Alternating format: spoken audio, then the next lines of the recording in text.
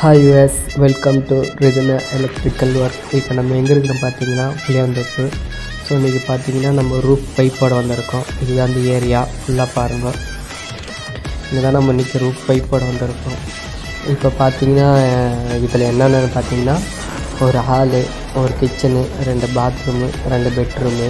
So அதுக்கு தான் இப்போ நம்ம செப்பரேட்டாக பைப்பு மெயினுக்கு போட்டிருக்கோம். பார்த்தா அவங்களுக்கே தெரியும்.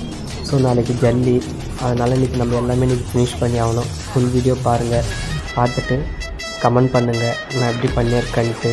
பிடிச்சிருந்தால் லைக் பண்ணுங்கள், ஃபாலோ பண்ணுங்கள், சப்ஸ்கிரைப் பண்ணுங்கள். தேங்க்யூ.